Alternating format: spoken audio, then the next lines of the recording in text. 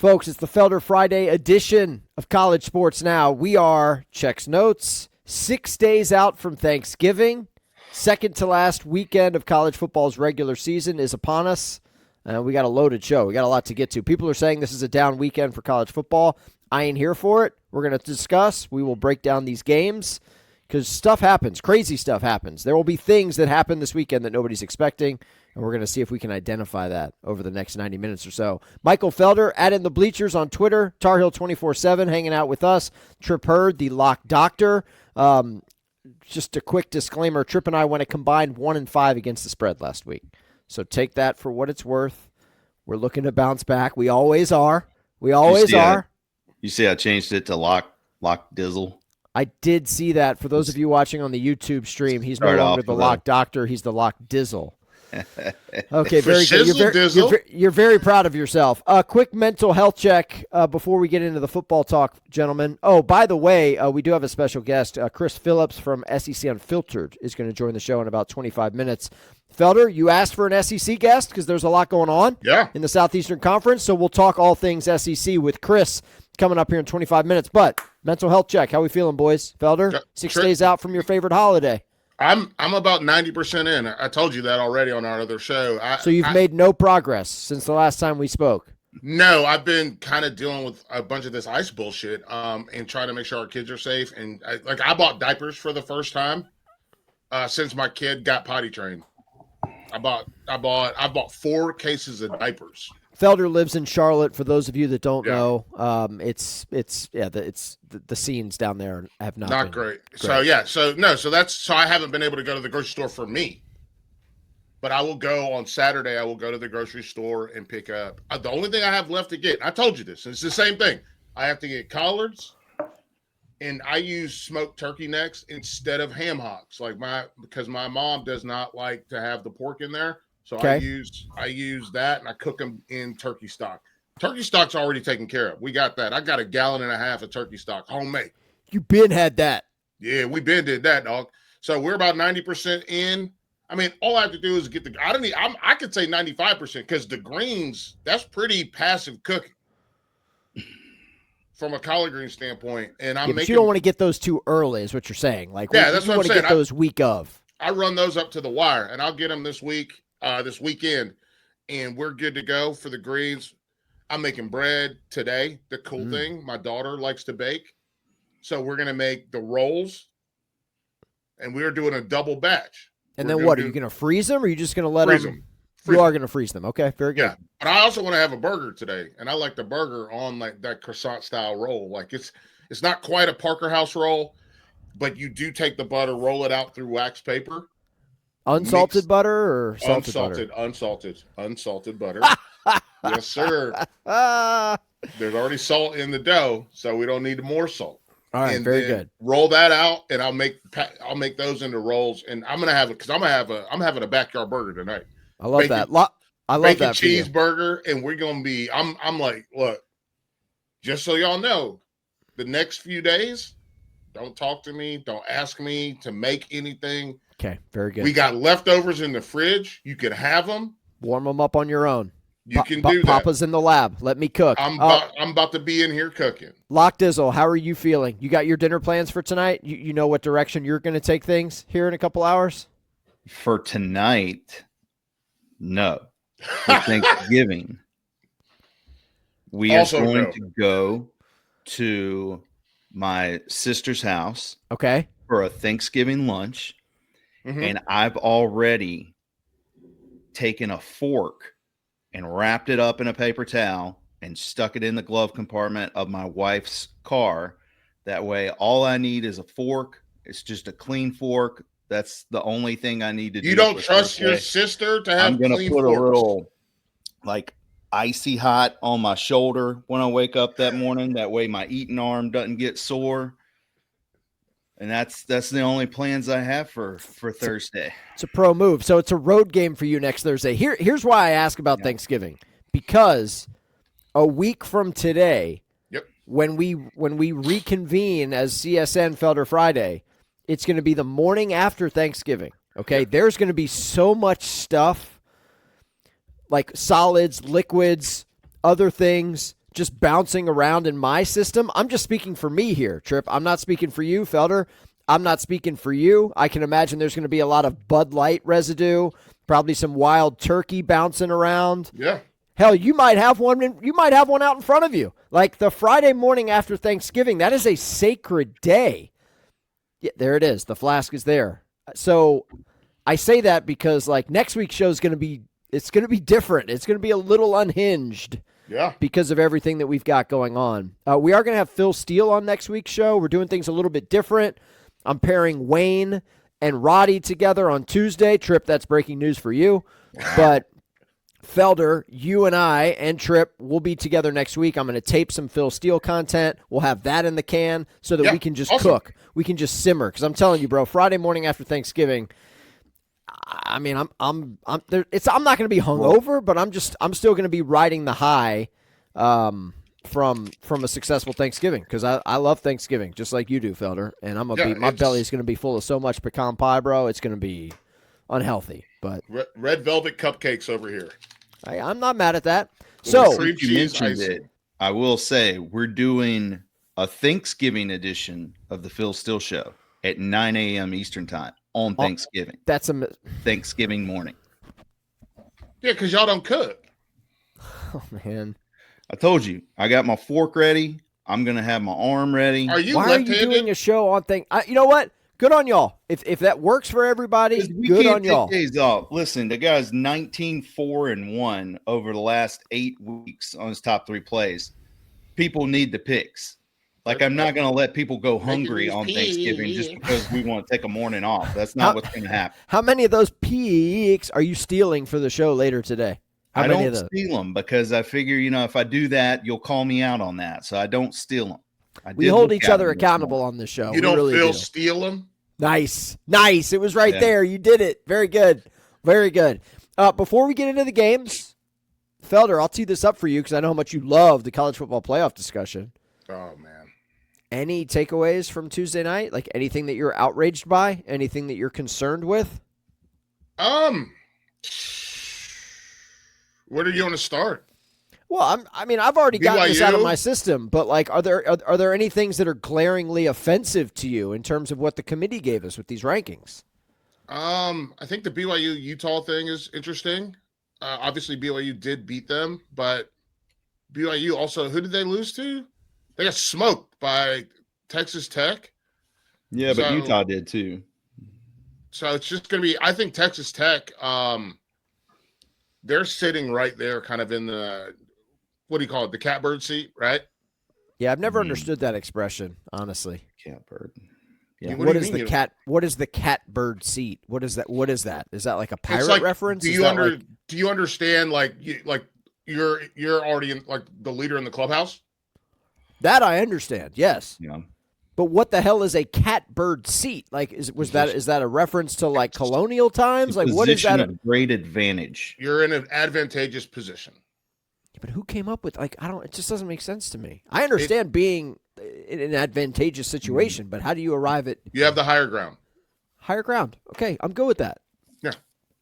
You're in the catbird seat. But like Popularized by Red Barber, a baseball broadcaster. that's why I've never heard of it because I don't really get down with baseball like But that.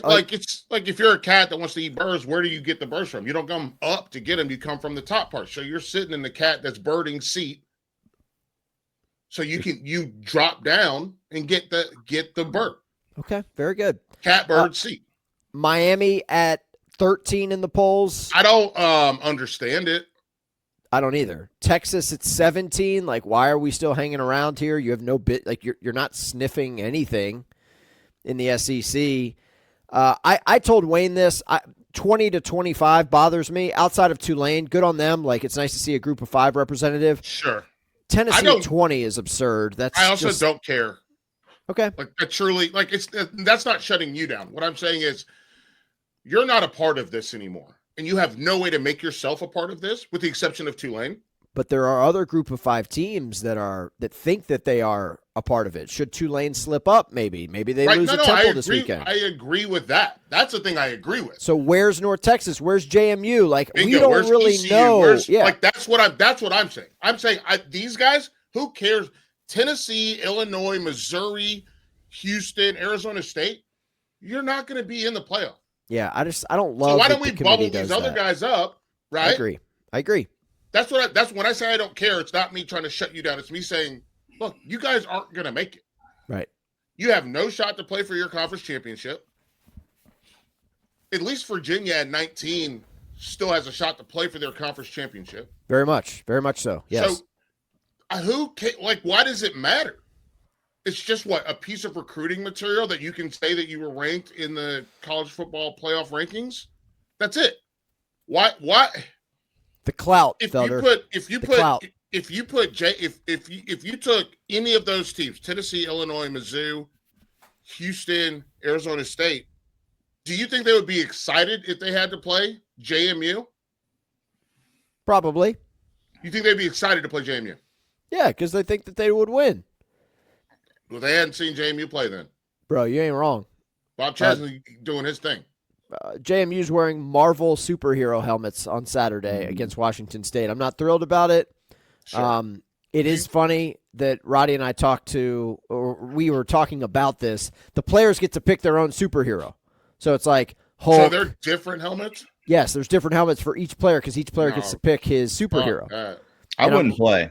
And I'm reading through all of the superhero options, and we find what are the options? We get to Black Panther, and Roddy's like, "Well, there you go." I mean, it's just going to be a lot of Black Panther helmets on the JMU team. I'll pull that up for you. While I do, why don't we start? They'd be excited to play ECU? Who? Any of these teams in the 20 to 25? Well, excited. I don't know I don't know if I follow. What do you mean, like excited? What I'm saying is that a game that you want to have on your schedule? If you're one of those Power 4 teams, yeah, probably. Okay, I disagree. I think those teams are dangerous. Here are your options: Iron Man, Captain America, Hulk, Thor, or Black Panther. Like, it's very gimmicky. I don't really understand it. I don't like it. I don't like it. JMU, we don't need this, guys. We don't need Marvel Superhero Day. Let's just go out Disney there paying for this and play ball. No. What? No. There's it's like a promotional thing. It's a collegiate promotional thing. Maybe there's, I don't know, man. Look, I don't want to waste people's time. I found it as an alum and as a football fan to be annoying and unnecessary. Yes, yeah. Thank you. Yeah, thank you very much, Lock Dizzle. They've got to be getting money for this. From who? Marvel? Disney? Disney, yeah. I hate it. Thank you. I do. I'm all in on gear, and if the kids like this stuff, good for them. I don't like it, but I'm not here to yuck anybody's yum. We already know that. Also, these look pretty bimp. These are just stickers that go on the side of a white helmet. Yeah, I mean, there's JMU on the other side, but yeah, the players get to pick their superhero, and this is just a sticker that goes on the side of a helmet. I thought it was going to be like freaking marveled out, like hand painted. No. This isn't the Army Navy game. No, this is not that. This is just a sticker. Yeah, but I'll tell you what, my kid, these are kids. Kids like stickers, so there you go. Yeah, the Iron Man one looks very corny. A lot of these look corny. Like the Thor, he's got like a little. So anyway, if you're watching ESPN Plus on Saturday, why Thor so little? When Washington, I don't know. Smaller than Captain America. That's crazy. I don't know. Washington State at JMU. We've reached our quota on this game, so let's move on. Yes. Felder 5 before Chris Phillips from SEC Unlimited joins the show. All right. Well, we started talking about it just a little bit. JMU takes on Washington State. ECU UTSA. In this stupid Tennessee-Florida game. Why is it stupid? Hang on. Why is Tennessee-Florida stupid? Who cares? Well, the SEC cares because they need Tennessee to win so they can keep propping up Bama. Outside of that, I don't care. That's why I wrote stupid. What of those three games? I know JMU is near and dear to you, right? And for me, ECU is near and dear to me. So I think ECU UTSA is, to me, the more interesting of those games. But I'm going to started with this Tennessee-Florida rivalry, blah, blah, blah, blah, blah. And at the end of the day, I don't care who wins that game at all. None. 0%. If I may, Yes, sir. and we'll talk about this with Chris when he joins the show because he's our SEC insider. Should Tennessee lose at the Swamp, they haven't won in over 20 years in Gainesville. You know who is on deck next week for Tennessee? Yeah. Vandy. Yep. You're looking at a Tennessee season, Felder, where despite them being ranked in the CFP, they have as many wins over ranked opponents as I do, which is to say 0. none.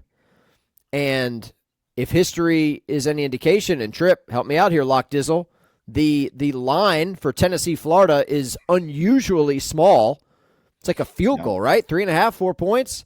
I thought it was 4.5. We could be looking at a Tennessee team that I don't know, Felder, may go 7-5. Right. That ain't good. So who cares? Yeah, 4.5. Well, Tennessee fans care. I mean, Josh Heupel cares. His family cares. Everybody around that program cares. There's a lot of people that care. Nationally, I hear what you're saying. ABC is going to trot this out for us on Saturday night, and a lot of people are going to be like, I'm good. I'm good. I'm seeing 4.5 too, Trip. I don't need to watch 7-3 Tennessee versus 3-7 Florida. Isn't that That's what I'm saying? record? Like, there's these other games to me are far more intriguing. I think the best game of the night slate, I would argue, is BYU Cincinnati. Yes, that's a big boy football game. Nippert Stadium at night. That place is going to be rocking. I'll buy that for $1. And that is one of the teams. There are a handful, which will continue on your Felder 5. But like BYU's fighting for their playoff life. Got to have it. You got to have it. Can I also just interject this? Please. Also on the night slate, Arizona State at Colorado. How quickly has a team fully disappeared from the national zeitgeist? Fully, man. Fully. Completely disappeared. You're talking about Colorado? Yes. Might be some people out there who are still mildly interested in the Buffaloes this weekend. You might hear from it later. I've heard a few sharps that like. You see the get-in price? Yeah. At Folsom Field, let me guess, $8. 31. It's a little steep, honestly. But can I tell you the get-in price for Western Kentucky at LSU? $4. 6.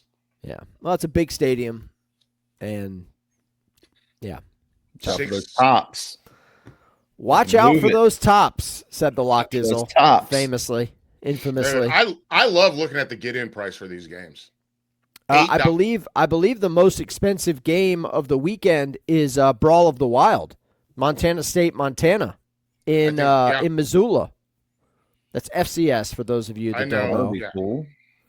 That would be cool until you realize what the weather's going to do that day, and you're like, you know what, man. I don't have that in me. I really don't. I think an FBS is USC Oregon. That makes sense. Right around $100. Yeah, small stadium. That makes sense. What about Georgia Tech? Sell out on the flats. Sell out. That's a big game, right? Well, Pat Narduzzi told you it's more important than the Notre Dame game. So and he proved that. He's a man of his word, too. He is a man of his word. Yeah, he just decided to lay down. Yep. They could have scored 100 points. I wish I did. 104 for Georgia Tech Pitt. Love to see it. Look at that. We should go, Hartzell. Just leave the blitz a little early. And I've actually got plans Saturday night. My wife and I got invited to a 40th birthday party. It is cocktail party attire. I've got to put on like a suit. You don't have to put on a suit. You have to put on a blazer. I'm wearing a jacket. Yeah, just put a jacket on. I'll have to wear a collar Saturday night because my parents' 50th wedding anniversary. Congrats, Saturday. Man! That's rarefied air, Lock Dizzle. I don't see you in collared shirts very often. That's awesome. You gonna put a blazer on? That's not true. You should go blazer. That class it up a little bit. I've got a couple of blazers. I might wear a blazer. I bet you fill out a blazer very well. I'll take a picture. Shoulders. When's the last time you wore a blazer? Last time I wore a blazer, let's see. I went to a wedding. I didn't wear it at the wedding. I have no idea. It's been a long time. My advice, just try it on first. Just make sure there's no surprises. That's what I was getting at, Hartzell. Make sure there's no surprises on Saturday. You don't want to end up like Chris Farley. You know what I'm saying? And Tommy Boy. Tear out of that thing. I tear out of most of them, so that's okay. Well, I had to take a bunch of mine into the Taylor because they needed to get taken in a little bit because you've disappeared on us. Your body is just wafting away. You're just slim good body. You've shrunk it up. All right, keep it rolling. Felder 5, week 13. I'm gonna go 5. Virginia Tech hiring Franklin. Yes, they did. Do you think that this is a team that can rally against Miami? We already mentioned Miami is in the top 15. Can they give them a game, knowing that now at least they know who their head coach is going to be? There's a lot of guys that are, at least from what I'm hearing, knowing there's a lot of guys that are like, I want to stay. What does this look like? Because I don't think Carson Beck, I think after the first, couple weeks, people are like, he's okay. Or as the kids say, mid. I like Miami. I think Miami's really good, but I think it's a huge spread, 17.5. By the way, that was the spread in last year's game. Mm-hmm. Miami was a 17.5-point favorite, and Virginia Tech should have beat them down there in Miami. I will say this is about for a team like Tech that's 2-8 against the spread this year. They haven't quit. Even when they got rid of their head coach, they haven't quit. That should have been a one-score game or one score closer at Florida State last week. Like, if you go down each game they played, they missed a cover at Georgia Tech by a point.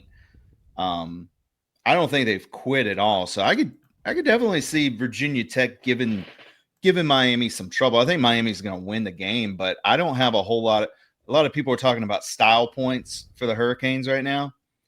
Yeah, I wouldn't just look past this game right here, and I don't have any interest in Miami covering that big of a number. Felder, you asked if Virginia Tech's going to give Miami a game. Yeah. Saturday. In the words, to quote the great Randy Jackson from American Idol, that's a no for me, dog. Yeah? No. Bro, ain't no way. Ain't no way. It's off the board, by the way. Unless you've got unless you want to draft like a greatest hits like Virginia Tech alumni to come back and play.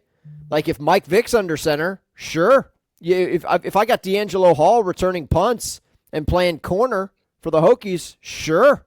If Cam Chancellor's back there, sure. I'm interested. Damn, you're a comedian now?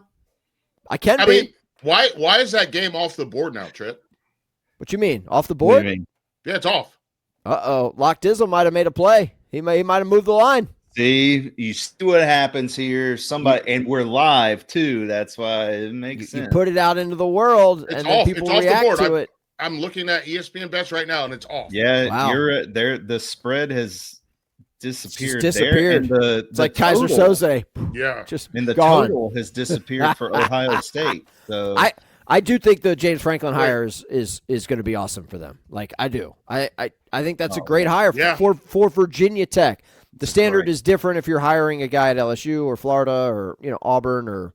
But I don't think people realize this. Virginia Tech's a lot closer to where he should have been than Penn State, and what I mean by that is, who was supposed to be coaching waiting at Maryland after Ralph Regent? James Franklin, who has recruited up and down the DMV all the way to the Tidewater consistently, even being at Penn State while he was at Vanderbilt. James Franklin. Yes. So. He's going to a place where he can cook. He can cook. But I also think that expectations are mitigated. That's what I'm saying. Yes. So we're on the same page here. Yes, but I would also say that he's a program builder. He did it at Penn State. Remember what he walked into at Penn State. Like Penn State was down. They were way down. Child abuse to do that. Yes, I understand. But the point is, he did build them back. Now, Virginia Tech needs work. It's the portal era. $20 million can fix a lot of problems very quickly in terms of the roster. So we'll see. But I think that's a great hire. You guys are going to talk to him next summer at ACC kickoff, and he's going to sell you on that program. You're going to walk out of there being like, dude, I think Virginia Tech's on the come up. Well, Brent Pry did the same thing, so. Yeah.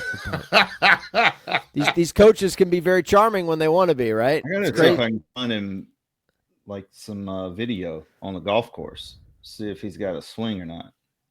I think the last guy's swing you broke down, James Franklin Golf. He struggled to win ACC games after you broke down his swing. You broke him down. Don't put that on me. I mean, I am Lock Dizzle. Maybe I did. Well, hey, maybe his golf game's better. So his golf game's better, but his coaching still leaves quite a lot to be desired. Him and Urban, they've won that tournament back-to-back years. Oh boy, Felder, keep it roll. I mean, I want to save the SEC things for the SEC. Here's the thing about Virginia Tech. It's next week's game. Yeah. When UVA, I think it's in Charlottesville. UVA hosts Virginia Tech, and Hokies have won, like 22 out of the last 23? It's like an absurd streak that they're on. Yeah. I love those games. You know, the rivalry stuff next week is going to be it's going to be absolutely loaded. You've also got the division where, like, there's a lot of Friday games next week, dude. Like Texas A&M, Friday. Georgia Tech, Friday. Heavy hitters on Friday next week. So, yeah, I know you know. I'm selling it, man, because as much as I love Thanksgiving, like there's a lot of bullets flying around at work, man. Like Tripp and I we're busy, man. I want to be able to enjoy these games. I mean, Tripp's literally running he's running a Duke basketball game on Thanksgiving. I know. Tripp, I know you love Duke basketball. Running one tonight. We're on the Blitz Saturday. I'm running a Duke game Sunday. You're married to running the game, a Duke dude. game on Thanksgiving. We're doing Phil still on Thanksgiving. We're loaded. That's crazy that Phil agreed to do that, by the way. He wanted to do it. He's the one who introduced the idea. You know what I think you guys should do for that? Tell me. And by the way, for those that are listening and you're like, there's a Phil Steele show. Yes, it's in the College Sports Now feed. It drops on Thursdays. Lock Dizzle alongside David Kahn, a.k.a. The Hammer, and the aforementioned Phil Steele. They just give picks. They just give out winners. I think for the Thursday Thanksgiving edition, you guys it should be like a potluck. You should all bring a dish because you're streaming it live on YouTube. You should bring a dish to the show. Hold it up. Let the audience see what it is that you've, in your case, Tripp, you would not have cooked it. You would have picked it up and just put it in the oven because we know you're not cooking. Yeah. I'm not cooking. I think you guys should do it potluck style. Just a thought. I think it's gross watching people eat, though. I was watching a thing the other day on YouTube, and this guy, like every few minutes, he takes a bite of something out of the ball. It just made me want to puke. Gross. Listen, you guys know I don't eat if there are people watching me. Period. There are people. I don't eat it. Like when we have dinner, I fake eat, move food around on my plate. And then when my wife and daughter go downstairs for movie time before she goes to bed, that's when I eat.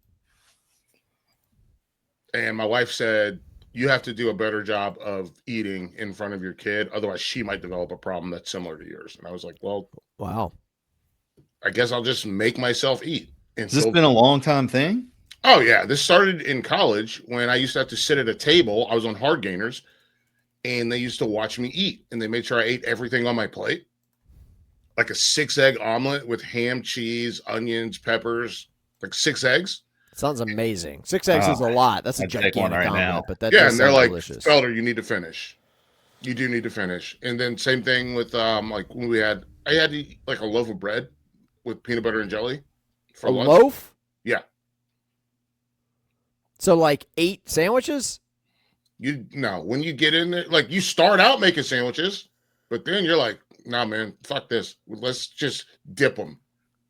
Oh. So you just dip the bread in the peanut butter and then eat a spoonful of jelly because it's easier. You can get it done quicker that way. Or you take the bread and roll them, like 3 slices of bread, roll them tight into a ball, and then eat that, drink Gatorade so your mouth doesn't get too dry. And then you do a spoonful of peanut butter, spoonful of jelly. Boom. Wow. How often did you have to consume this? Every day. Jeez. What was your weight? How big did you get? I got to school, I weighed 182 pounds. In the first 2 days of camp in August, I dropped down to 165 pounds. They were like, you're going to die. Let's get you on hard gainers. So I got on hard gainers. I got home for Christmas. I weighed 217 pounds. Thick boy. Yeah. My mom had to change all my Christmas gifts because she was like, oh, why are all my boxer shorts, all of them were cut on the side like running shorts because my thighs from the power cleans and the squats got so big that I couldn't fit them into my underwear. Jeez, dude. And so my mom was like, well, I was going to get you this or this. And she's like, but we're just going to go and we're going to get you some boxers that fit. And I was like, this sucks. Yeah. This sucks. Grown-ass man getting his mom to buy his underwear for him. I will say this. Speaking of usual suspects, I flip you. I flip you for real. I flip him. You flip you for real. I flipped my dad. I came home, dropped off my duffel bag, hugged my mom. My dad came up behind me and grabbed me. Guys, a shizzy. I got my arms out and grabbed my dad like this because my dad's behind me. And I hip tossed my dad up and over. He landed flat on his back. My mom said, no more wrestling as a family. No more family wrestling. All right. Where Chris are we is running. Chris is running late, so I'm gonna let you keep cooking. All right, here we go. Felder 5. Let's do this one. I think this one's very interesting. We're going to talk to him about Lane Kiffin, which I think is very cool. Because I love Lane. It's not cool, actually. This I love guy Lane. needs enough with the soap opera. Just make a call, dude. I love Lane. But let's go to Sark. What about him? NFL offers. Nah, he's not going anywhere. He's not going anywhere. Allegedly. Not going to take that Texas job? I don't know. I mean, these guys have agents. That's their job. I like the question is it's a 3-part question. Does Sark want to coach in the NFL, which he's already done, right? Yes. Yeah. Well, as coordinator. An offensive coordinator. Yes. Yeah. Okay, so there's that. Does he want to coach in the NFL? Does he want to leave Arch in the circus that was or will be again going into next year because we all assume Arch is going back to school? Mm-hmm. And does he want to avoid Kirby Smart? Wow. I'm being serious, not a joke. Well, he's 0-3 against Kirby. And did you hear what Kirby said? Yeah, I mean, I'm paraphrasing, but he was basically like, them boys soft. Yes. Not physical. Yes. He's like, you don't come to Georgia to get a check. Like, that's not saying they don't give them checks. They do give them checks. But also, you come here to work. And what did he say? We love playing those teams. Right. We love playing those. He said, anybody that leaves this program, I want to schedule them. You know who asked that question, by the way? Who? You know, in the press conference, our boy Roddy. Oh, yeah, I did know Roddy asked that question. Yeah, Roddy Nabolsi, UJ Sports, friend of the program, he asked the question, and Kirby's like, what do we do when those guys leave the program? We try to get them on our schedule because we know whatever team that they're transferring to. It's soft. They're soft. They're soft.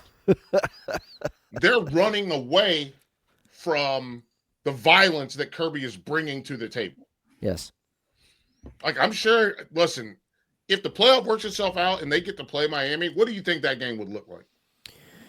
Yeah, I like Georgia in that spot heavily. My prediction is I wouldn't say heavily. Oh, heavily. I mean, like heavily. Georgia's trajectory the last month. Yes, I told you. You have to acknowledge that it's a different football team than it was in October, late September. Remember, right. I mean, they escaped Tennessee. Their linebackers. They trailed in the fourth quarter to Florida. Yeah, but like since then, it's been a different team. They have been vicious. They have been violent. And what was it? 2 weeks ago, I said, I love this group that they have in the front seven. And everyone's like, well, they haven't done this, and they're not ranked that high in tackles for loss and all this. And then all of a sudden, what have we seen? They are destroying. They are a problem. And Branch, obviously, what are you going to do with him? I mean, good luck. You got to. I don't know, man. I don't feel it with Georgia the same way you guys do because I just don't think Texas is that good to start with. Mississippi State sucks, and Florida gave him a hell of a game. So there's a couple things I will push back on. I don't think that Mississippi State sucks. I think they're not good. I think they have a problem finishing. Well, they definitely can't stop. Let's go. Let's do this right now. They lost to Tennessee by a touchdown. They should have beat Tennessee. Should have beat Tennessee. Okay. That's not even being fair to Mississippi State. Yeah. Go ahead and write that. That's a should have beat. So I got one should have beat. One should have beat. Okay, that's one. Go to the Texas game. Florida, 21-23. Oh, threw a pick in field goal range late. They could have won that game. That's a should have beat. Should have beat.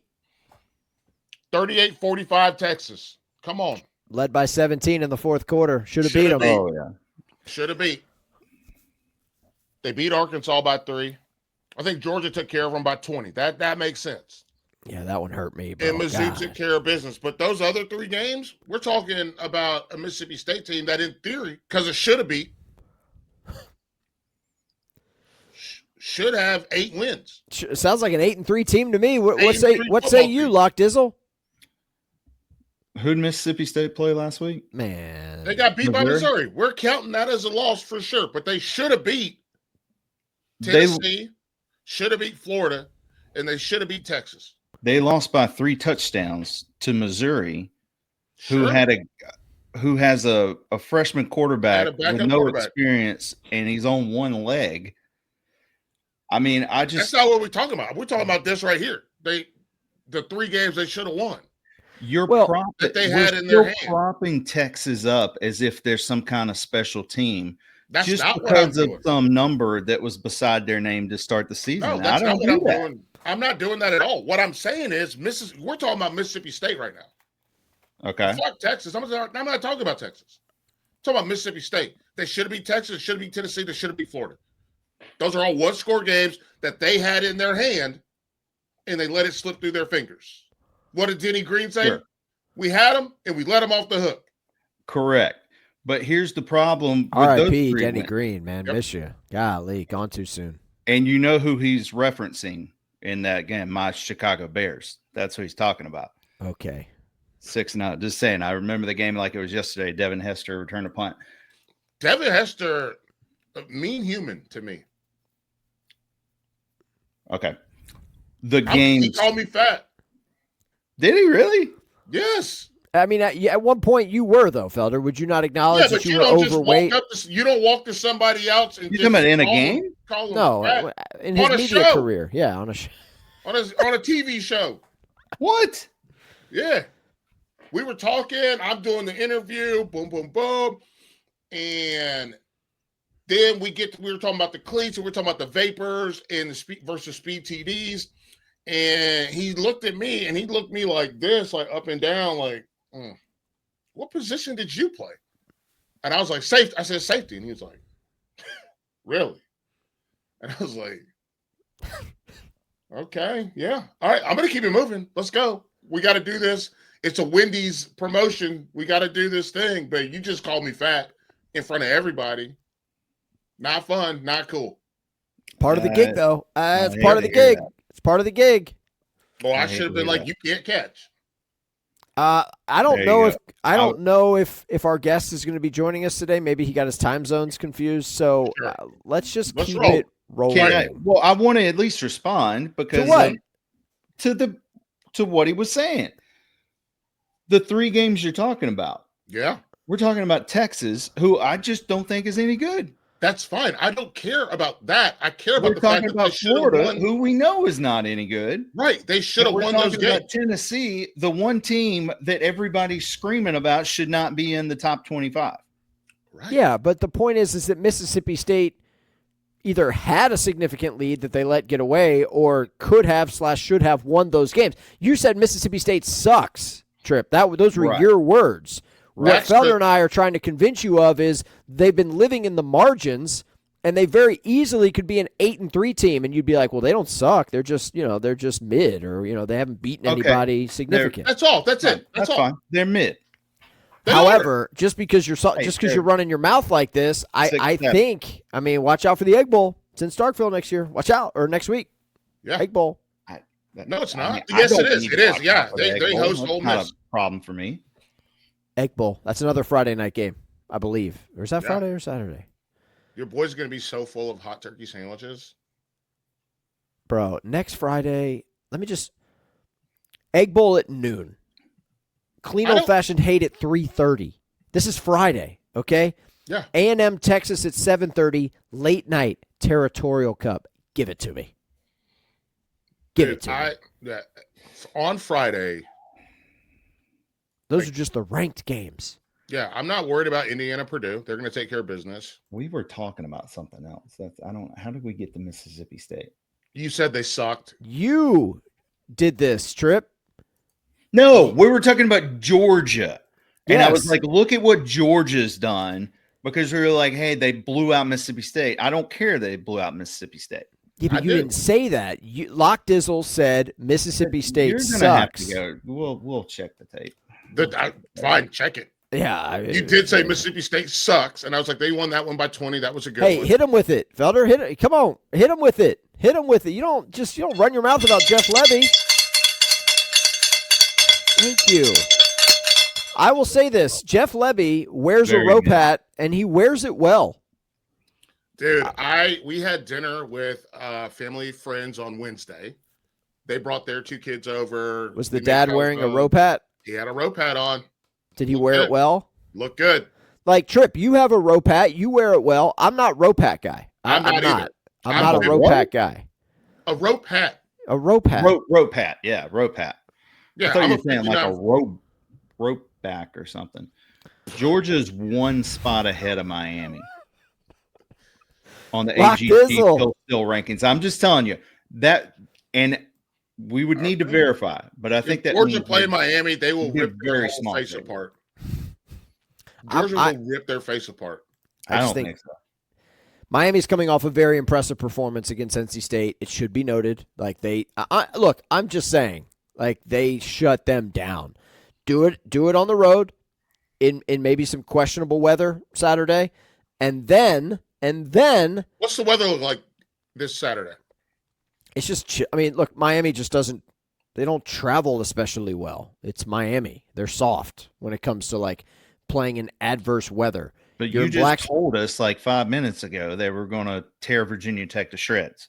I want to see it, and then I want to see it even more when they have to go to Pitt next weekend. Pitt's going to be really interesting. That's a problem because Felder, did you see the playing surface last week? I'm sure you saw it against Notre Dame.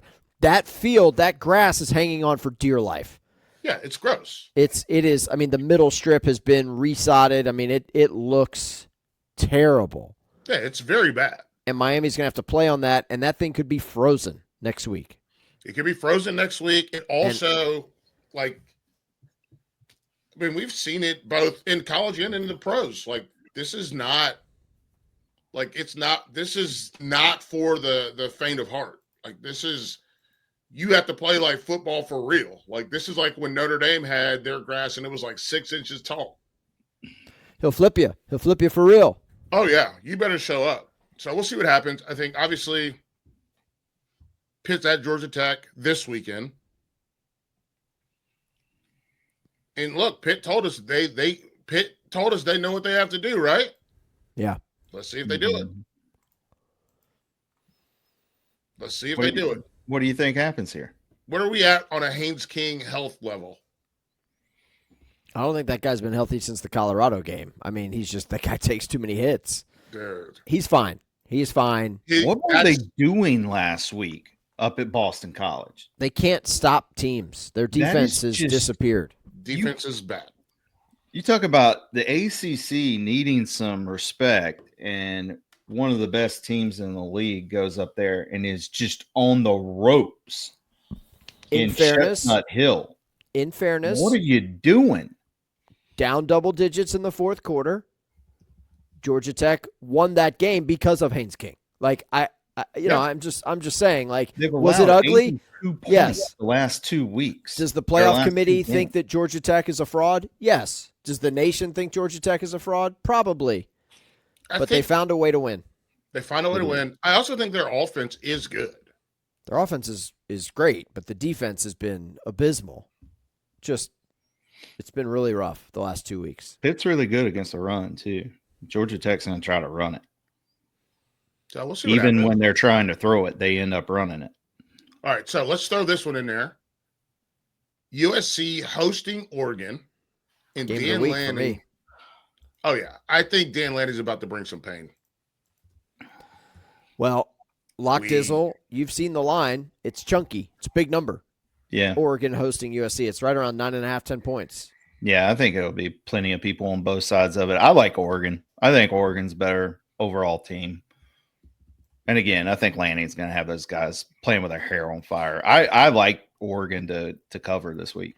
Felder, let's be honest, though. You have never been a huge proponent, fan, advocate, ally of Lincoln Riley. No. Oh, of Lincoln Riley. No, I have not. So you don't trust him in that spot, in this spot. I think he's a very good offensive coordinator. Super good. I think last week they showed a little bit of cojones, if you will, right? That was an impressive win against Iowa. Yeah. I was impressed by that win against Iowa. Because Iowa really kind of shut them down, right? And I just think Oregon's not going to let that happen. I think that, and I don't know, I assume you guys have seen the program, correct? Yeah. Yeah. Okay. Joe Kane. I think Dan Lanning, he talks to his team and gets them worked up into this lather the way that Alvin Mack got himself worked up. Mm. You don't want to kill my mama. Just psycho talks them into thinking that this team has done something to them that is so bad that they have to avenge it. And so I expect a lot out of Oregon, honestly. I met the quarterback, Craig Sheffer. Yeah. Yeah. He played a role on One Tree Hill when I was living down in Wilmington. Oh, that's awesome. Oh, wow. Is that that's post Dawson's Creek? Right after Dawson's Creek. See, used to see that crowd all the time too. Look, your boy be knowing. Katie Holmes. Yep. Katie Holmes. Didn't have that on my bingo card. Did not have Katie Holmes making it onto the show today, Tripp. Thank you very much. We got Joey. We got Pacey Witter. Way to take me back to sophomore year of high school. I never saw Pacey. Making my way downtown. I saw that's the wrong. The other girl, she's big. She married Heath Ledger, I think. Paula Cole is the one that was Dawson's Creek. All right, Michelle Williams. Michelle I saw Williams. her. Yeah. Yeah. So this game, I think Dante Moore. First one is Maiva.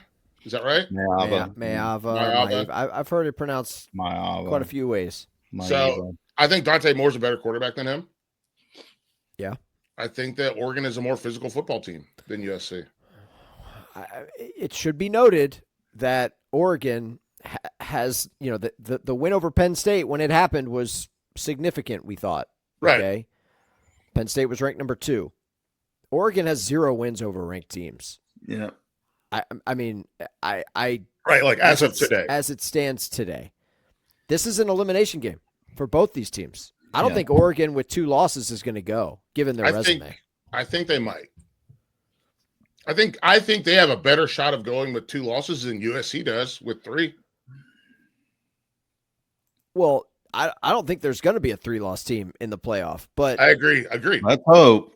Bama loses a home game. Bama loses a home game last week to Oklahoma by 2 points. They dropped 6 spots. Yeah, if Oregon loses, they're cooked. I think they're cooked. I think they're done. That's That's fine with me too, because when you lose, you fucking drop. Easy, we don't need Lock Dizzle. You don't need to be dropping F-bombs. I don't want to talk about 3-loss teams. Who hurt you? It's November 21st. This is. You know what? I know why you're on edge. It's all making sense to me now. Why? Why am I on edge? Because your Knowles play tonight. They do play tonight. That's why. I'd actually kind of forgot they play tonight, but yeah. You're wearing a hat. Florida State. You're on edge tonight because you got to go to sitting here. You got to go to Carter Finley tonight. Are you going? Here's the thing. Here's the genius part of it. Florida State. We're not ranked. Are you we going don't have anything tonight? to worry about. Are you going? No, I'm working tonight. Come on, man. We could have got that covered for you. Cover it, and I'll go to Carter Finley. It's too late now. Okay. It's too late now. You could just go do it. You just go do it. I got plans tonight, man. You know what those plans are? It's a Felder, shame. you'll appreciate this as You're a gonna dad sit on and a your couch husband. and watch Florida State. I'm gonna put on some pants with an elastic waistband and just chill. I'm not doing anything, dude. I'm exhausted. I'm so cooked.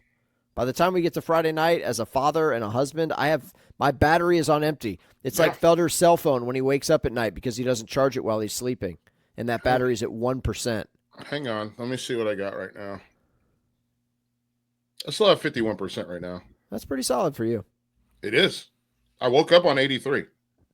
Are we in consensus? We all like Oregon over USC? Yes. I mean, not like a top play or anything, but yeah, my lean would be Oregon. Well, sure. Yeah, sure. Okay. Yeah. All right. Let's get to the number one on the Felder 5. Or I guess on your list it's number 2, but the last one. I know. I was saving it for because I thought we were gonna have the guests. I was trying to save. Well, the I SEC booked it. This stuff. is why I hate booking guests. Okay. First of all, there's the strut. Now you're going to get me started. You're going to get me triggered here, Felder. There's the process of nagging people to do something. Yeah. Hey man, what are you doing Friday? Hey man, what are you doing Friday? Hey man, what are you doing Friday? And then when you finally book somebody, and they stand you up, that hurts. It does. It does. Yeah, you think that's funny, Lock Dizzle. I hear you chuckling over there. You think that's funny? Why don't you give this a shot? Why don't you start booking guests? Okay, I could and then probably maybe I can sit around and not have so many gray hairs. Okay, maybe I can kick back and just relax like you. Walk around in my hey dudes. Wear shoes with no socks. By the way, Felder, real quick, you'll appreciate this because I know you like to put your hand in the dirt. You like to garden. Yeah. Tripp and I, on Tuesday, we did some community service at the senior center here in Winston-Salem. Very good. And both of us were on landscaping duty. Good. And Tripp showed up. He had his boots on with socks. I don't know what brand they were. No. I don't know either, but they're awesome. But my boy was very expensive too. He was booted and suited. He looked the part. He brought his own gloves. Nice. Him and I were out there just digging holes. Working on that landscape. I got to get in shape. I was sore after that. Yeah, I bet you were. I bet you were. Yeah, anyway, so shout out to Tripp. Shout out to Tripp for doing his part. Job. Way to give back. Way to share the care, buddy. Yeah, I do that in my kids' school all the time. All right, Oklahoma, Missouri. Let's talk about it. Oklahoma, Mizzou. Bo's coming back, correct? Allegedly. I don't.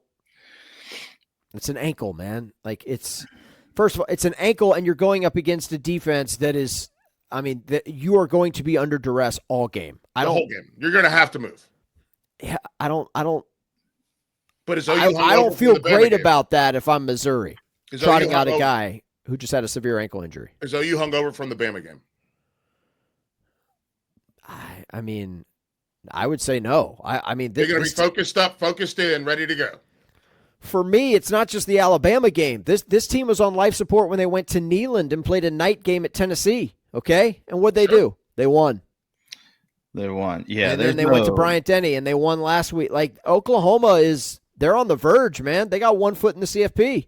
There's no more letdown spot for Oklahoma. Like they know every game. Win these next 2 games and they're going to the playoff. Not to revisit this, but Missouri last week. Missouri's getting a lot of love right now, as far as the bets go, and it's because do what?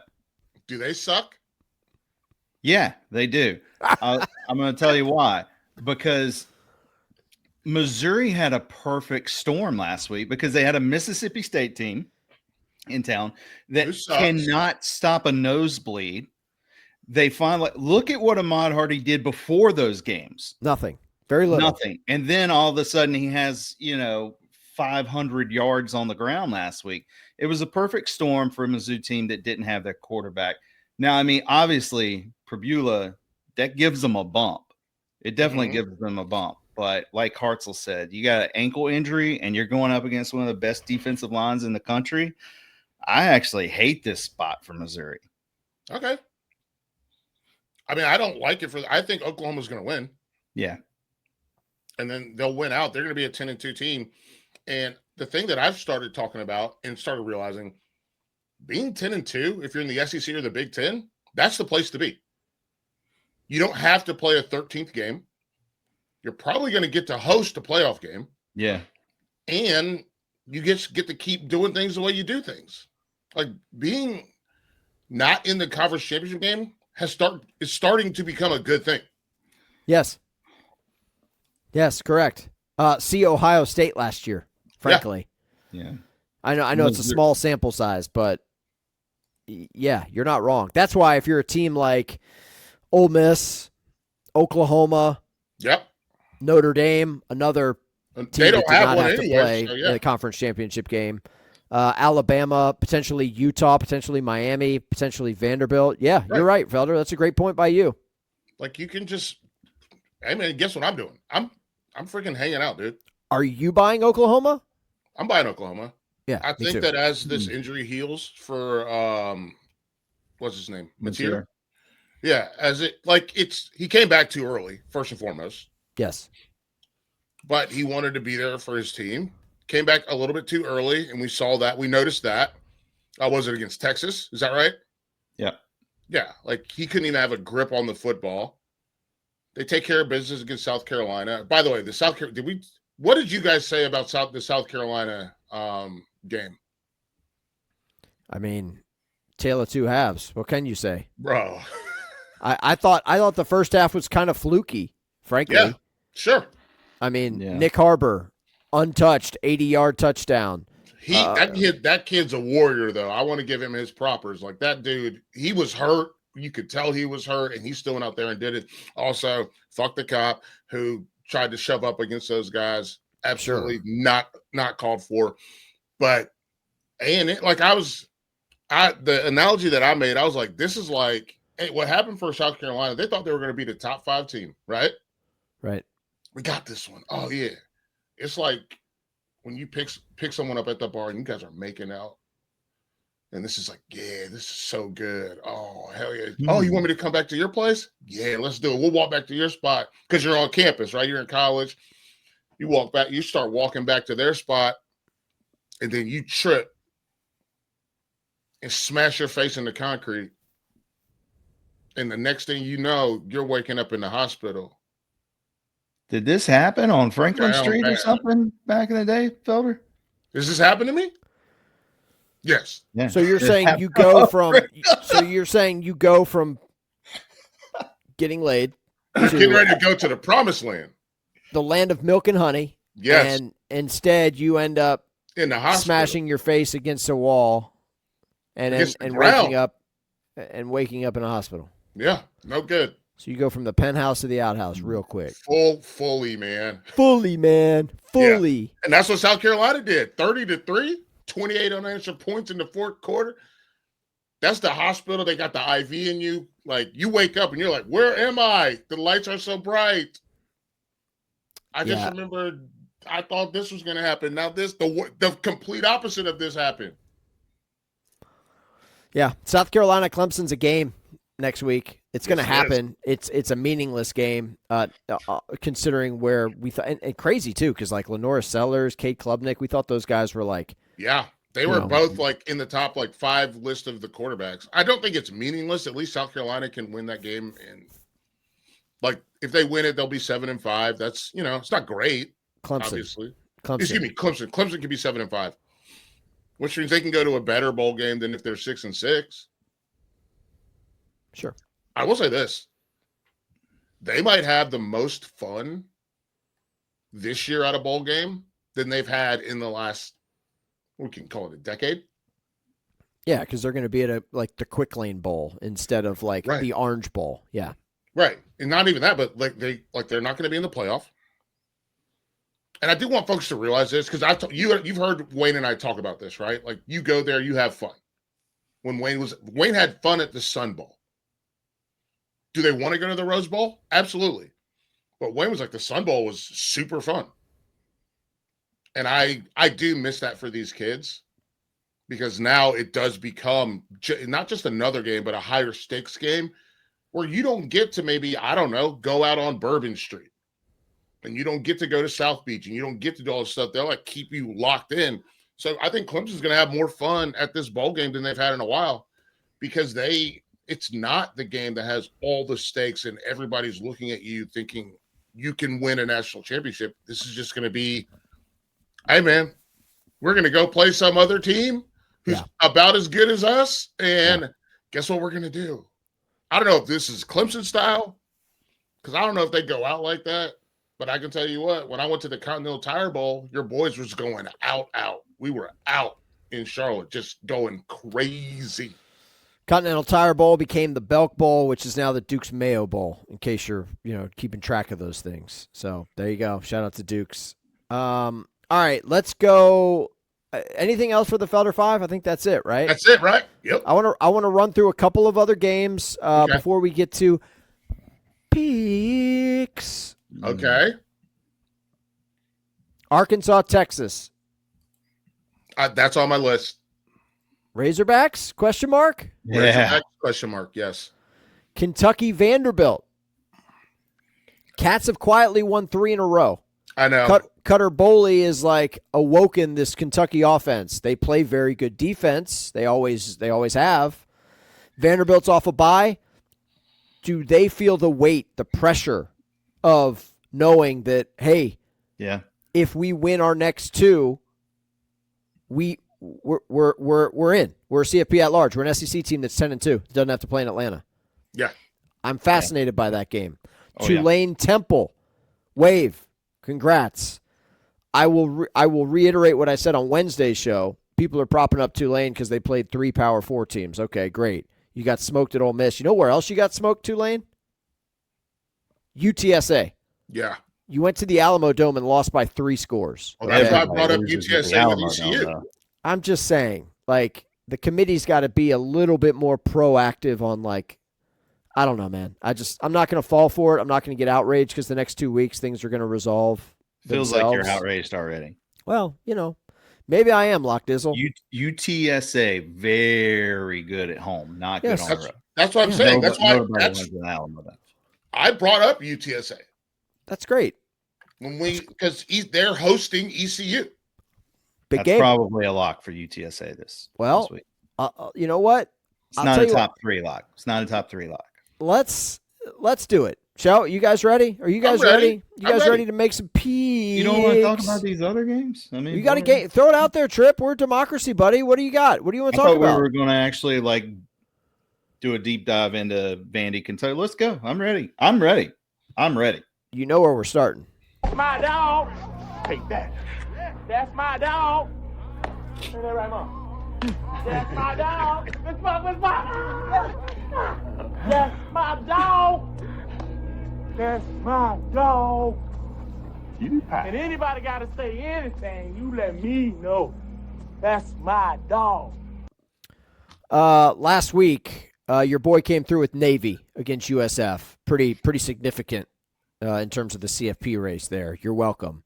Felder, you hit with Clemson at Louisville. Good on you. You lost with Iowa USC. That was so close. And Trip, you, for whatever reason, decided that UNC was going to win at Wake Forest, and obviously that did not happen. So I did not take UNC. I'm going to have to check that. Buddy, why would I lie? Why would I lie about that, dude? Like, come on. I don't remember taking. Come on, Lock Dizzle. So for the season, short slate or something. Okay, Lock Dizzle. For the season, Felder is 8-15. I am now 6-7, pretty respectable on the underdogs, honestly. And Trip, you are 4-11. So, Jesus, yeah. I mean, you know, when you're picking UNC to beat Wake Forest, things happen, and that's not what you want. UNC had been a cover machine there. They hadn't. They I think they had actually covered 2, then they didn't cover 2, and now they're not covering again. But yeah. I would like to. I'm just perusing the card here in real time. I don't have any massive like I got 3. All right, why don't you go first then, Trip? I don't want to step on your toes. Why don't you go first, buddy? Well, we'll start with UTSA. That's what got us here. They're getting 2.5 at home. They're just a different team at home. They win at home. That's what they do. What? Sorry, I'm trying to pull up my lines. They're hosting ECU. 3:30 kick. 2.5. Yep. Okay. I love it. It's yours. I've got another one we talked about earlier. I like Colorado. Really? Straight up, huh? Against Hang on. Jeff Sims. And this is not I'm not throwing any shade at Arizona State's a good football team that got ravaged this year. Like, you just can't lose one of the best quarterbacks in the country and one of the best wide receivers in the country, have them miss half the season and still hit your expectations. So nothing bad against ASU, but I think they're kind of spiraling right now. And I like Colorado. 7.5. And here's another one. UCLA. Wow. Washington away from home sucks.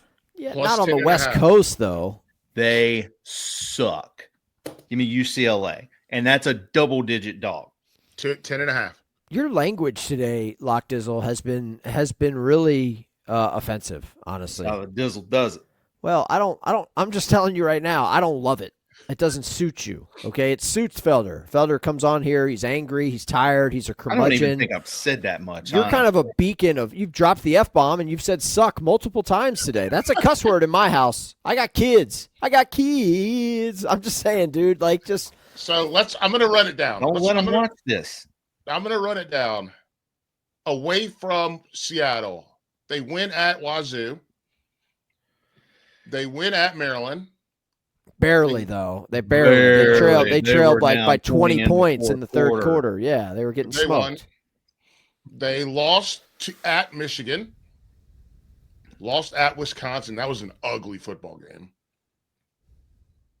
All right, so they're going to UCLA. So we have the only evidence of their West Coast travel, Hartzell, is Washington State, who we know is not a very good football team. Correct. Although, yeah, you're right. Washington State's had a pretty insane year. Well, like, the whole their thing with season them is just insane. doesn't make any sense. The season they've had. Yeah. To beat Idaho by 3, then turn around. They destroyed San Diego State, who's a good football team. Get they destroyed go on by the North road. Texas. They damn near beat Ole Miss in Oxford, turn around the next week, go to Virginia, and almost win that game as like an 18-point dog. And then they turn around and lose to Oregon State. Yeah. Are they going to play again? They are playing again, right? Yeah. That's the last game of the year. Rematch in Pullman. So it's insane. You're right. It is crazy. I'm ready to lock in my picks here. All right, go ahead. I've got 2. Give me Cincinnati at night hosting BYU. Give me Cincinnati plus 2.5 hosting BYU. I know it's a small line. It's not the most attractive 2.5. Yeah. Game on the board. I understand. So don't beat me up for that. Okay. Also, I would like to take. I'm going to roll the dice here. I would like to take Arkansas at Texas. Yeah. Did I steal that one from you? It's fine. I got more. Thought you were going to take the Gators. That's a no for me, dog. Once again, I hate to. How about the Gators last week? What the hell was that? How about them? I know 8.5. 8.5 is the cost number. you. I think Arkansas is going to win at Texas, and you look at Arkansas's schedule. I know they've lost like a million games in a row, but all of them have been close, dude. They've been competitive. They're all single-digit losses. Like they've lost 8 games in a row this season, and every single game except for the Notre Dame beatdown was by single digits. But so people realize 32-31 lost to Memphis. 41-35 lost to Ole Miss. Okay, let's do it. We can do should have won. I like this game. Both of those games involved Arkansas fumbling in the opponent's red zone with less than a minute to go. Ole Miss, Memphis, they got destroyed by Notre Dame. 34-31 Tennessee. 45-42 A&M. Yep. 33-24, that feels like that's a double score game. I'm not going to count that one as a should have won. Mississippi State, 3 points. LSU, 1 point. That's 6 games. Let me hang on. I got the good look. I got it. Stays with that calculator, baby. Oh, you're going to do a little addition followed by a little division? Yeah. So we're talking about a 6-point game against Ole Miss, a 1-point game against Memphis, 3-point game Tennessee, 3-point game, A&M. Not going to count the 9-point game because that's 2 scores. 3-point game, Mississippi State. 1-point game, LSU. That's 17 points. Divided by how many games? 1, 5. 2, 3, 4, 5, 6 games. Ole Miss, Memphis, 1-2. Tennessee, A&M. Yeah, 6. Divided by 6. Yeah, less than 3 points per game. Yeah, 2.8 points per game. Come on, dude. Give me Arkansas plus 8.5 against Texas. They're going to win straight up, and Taylor Green's the best quarterback on the field. Oh, look at that. I threw that one in on top of everything just to. All right, here's what I'm looking at. So you took that one away from me. You're welcome.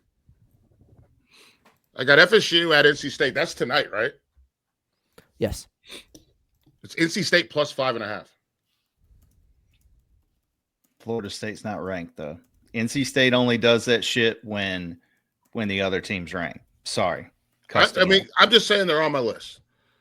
Louisville at SMU.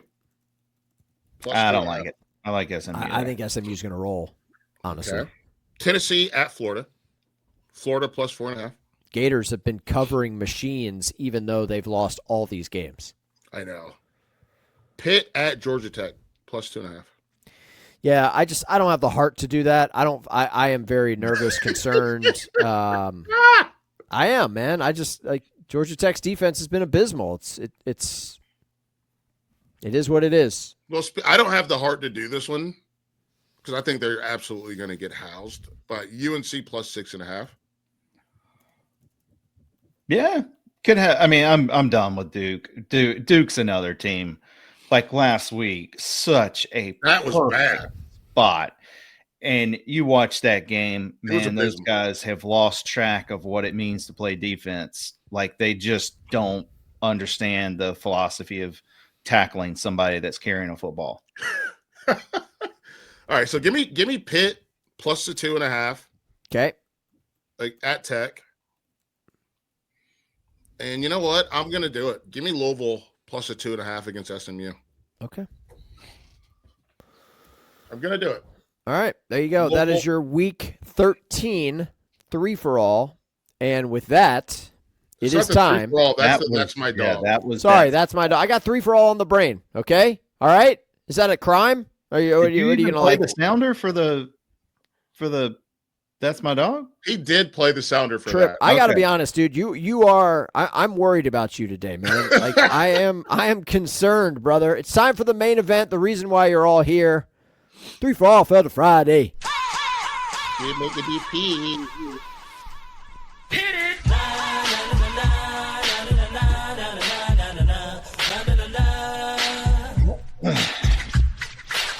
Here comes the Lock Doctor. Here comes the Stephen Hartzell. 3-for-all Felder Friday. Just making these picks. I mentioned it in the show earlier. Tripp and I went a combined 1-5 against the spread. Tripp went 1-2. I went 0-3, which is one hell of a way to follow up a 3-0 the previous week. But for the year, I'm 19-17 against the spread. Tripp is 18-18. The lead has been trimmed to one game. It's coming down to the wire. I mean, this is why you play. This is for these moments. Okay. So Tripp, in typical Lock Dizzle fashion, you have put nothing on the dock, so I have no idea where you're going with game number 1. But because you you can't make this stuff up. On there. Because you are trailing in the season standings, you get to go first with your Week 13 selections. I'm sick at myself for the last 3 weeks in these picks. I've not felt better about picks all season than I did last week in week 12 and somehow end up going 1-2. Utah was a no sweat cover though. Anyways, we'll start it off since we were just talking about, I'll take SMU. I think SMU's in a good spot, way more to play for. And I think they're just a better team. Hopefully coming off a bye, Kevin Jennings, who we know is like the biggest gamer in college football, let's hope he's healthy. We were talking about Haynes King. Let's hope Jennings is healthy. Every time you watch him, he's limping around, but he's still out there playing. Let's hope he's healthy. I like SMU. I think they cover. 2.5. Good pick. Good pick, Lock Dizzle. Two Good and a pick. half. I'm going back to my roots here, man. Like sometimes you look and when you're struggling, you just want to go back to the old tried and true, the old bread and butter. Give me a little Friday Night Lights. We like the over in the Mountain West tonight. Hawaii, UNLV. Game starts at 10:30. You know what I'm going to be doing at 10:30? I'm going to be about 90 minutes into some deep REM sleep, baby. Okay? 63-5. Give it to me. Give it to me. I like UNLV, Hawaii, an orgy of points in Las Vegas tonight between the Bows and the Running Rebels. Give me the over 63.5. Back to you, Lock Dizzle. Got to go over if UNLV is involved. That's for sure. Okay, what's my next? I like Iowa. It's a very chunky number here. Bro, you've been but living we're talking on Iowa about this two year. teams that are just absolutely different. Iowa's been good to me too. 16-5. Yeah, I'll take it. They're totally different level team than Michigan State and Michigan State's really Kirk, bad.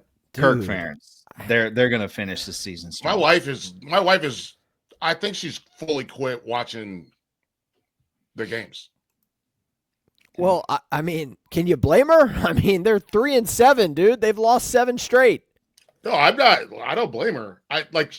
You know what she watches now? My wife, she watches the NFL and the NBA. Yikes.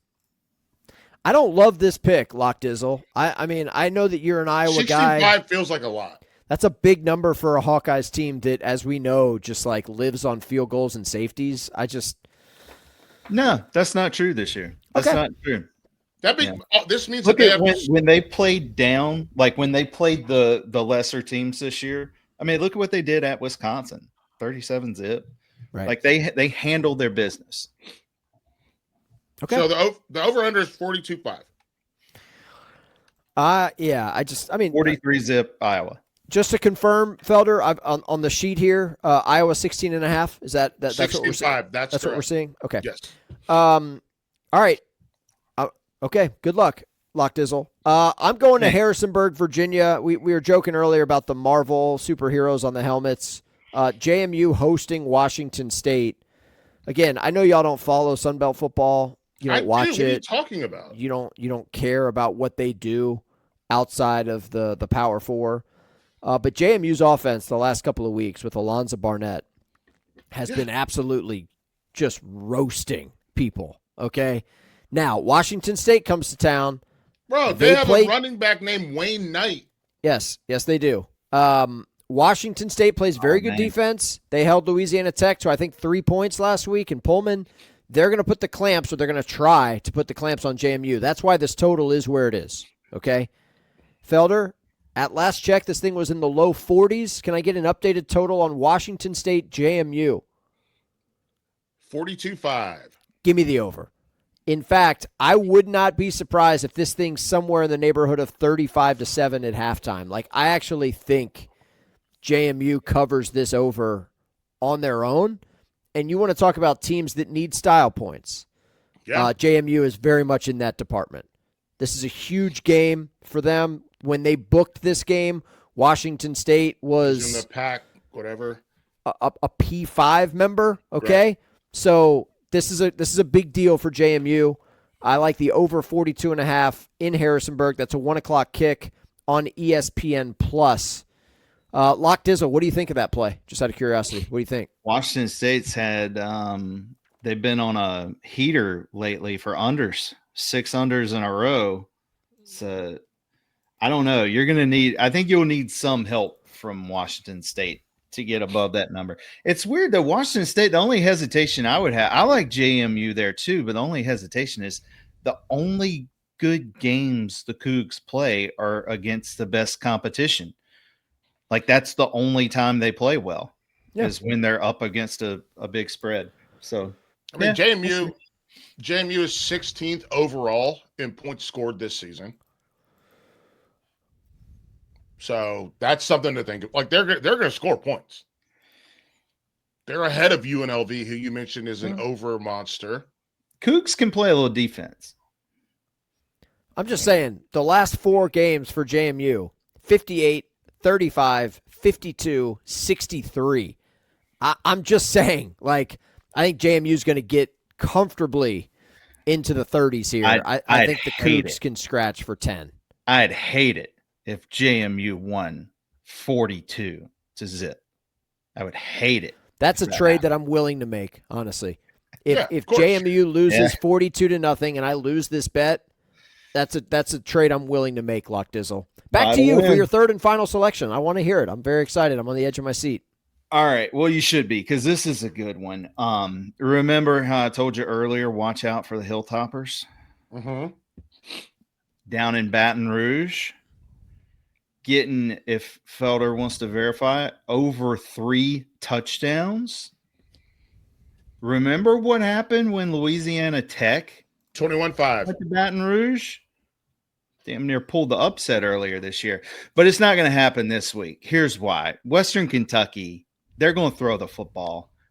They're not going to be able to throw the football in LSU. That's one thing LSU is not going to allow you to do. Still has one of the best pass defenses in all of college football, and LSU is going to roll here. I'm taking LSU to cover. You're taking LSU minus 20. Wow, you hit me with the old okey doke there. Yeah. I'll be honest with you, Lock Dizzle. I don't love that play at all. I do not. I mean, Which makes me feel all the more safe about it. What's the motivation here for LSU to put it on Western Kentucky? There isn't any. I think it's senior night too. Okay, cool. Yeah. That place is going to be half empty, Senior bro. night still matters. Felder already told you tickets as low as $6 to get into Tiger Stadium. That's a sad scene, dude. Hey, the Tigers could still what is their record right now? 6-4. Yeah. I mean, Tigers could still end up 8-4, win a bowl, 9-4. Bro, I'll be honest. If LSU gets a bowl invite, they should be like, "No, we're good. We're just gonna pack it in." What a dismal season for LSU. Yeah, it hasn't been great. They're gonna get it done this weekend though. All right, LSU minus 21.5. I would hate that if LSU won by 21. Hey, that would by be the way, here's devastating. another angle there. Western Kentucky doesn't care. They got to play at Jacksonville State next week, and that's going to decide who goes to the Conference USA Championship.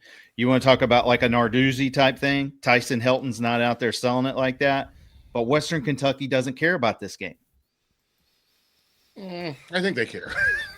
I think it's going to get out of hand early, and they're going to be like, we're going to get our guys off the field the same way they did a couple years back when they played at Ohio State. Yeah. You know, they tried for a little bit, and then they called the dogs. He took his guys out of a blowout to rest them up for the next week. There you go. For my third thing, okay, nice pick, Lock Dizzle. I'm rooting for you, but I'm not really rooting for you. But that's an interesting way to nail the dismount here. I got a lot of games. Go ahead.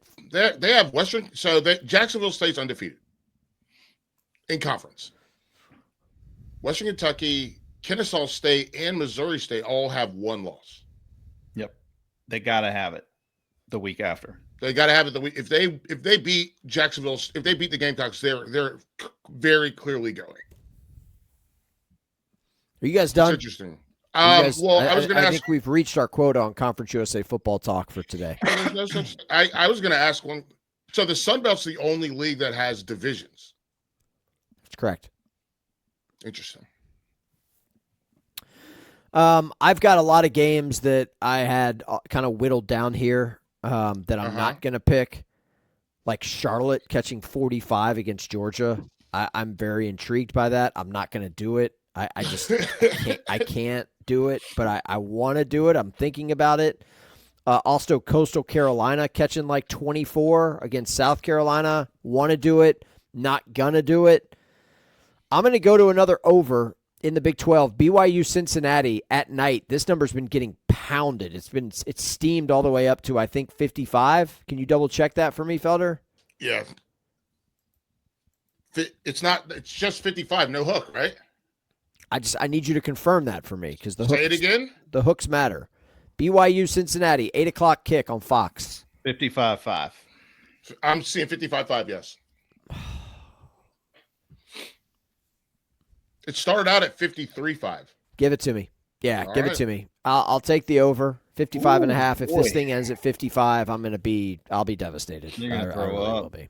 BYU's got that pass defense, man. That's the same thing that Arizona had. Arizona's sneaky too. I hear a lot of people on Baylor this week. I like the other side on that. I like Arizona. Their pass defense has been awesome the last few weeks, and that really messed up Sorsby in the second half. Sorsby didn't look good last week. No, he did not. I hope he bounces back. I think Nippert Stadium is going to be electric with BYU coming to town at night for a nationally televised game on Big Fox. Not FS1, not FS2, Big Fox. So there you go. Those are your Week 13 picks. Folks, we did the show. That's it. I mean, I did hear from our man Chris. He said he's got the stomach bug, so I'm going to try to book him for next Friday. Man. We'll see. Hey, everybody stay safe. Like, yeah, it's going around my kid's preschool. Or my wife, the preschool my wife works at, it's going around my kid's school as well. Me? I'm looking. Call me Kevin Costner, baby. I'm untouchable. I mean, I can't top that. Thank you for listening to the show. Download the Varsity app. You can listen to the Blitz. We only got 2 more shows left, folks, from noon to midnight. It's the Red Zone channel for college football. You'll hear myself and Trip, a.k.a. Lock Dizzle, on the show. It's a lot of fun. Yes, Hizzle and El Dizzle coming at you.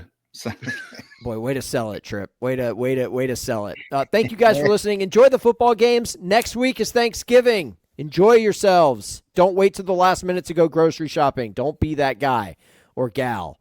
Enjoy this weekend, folks. We'll talk to you soon.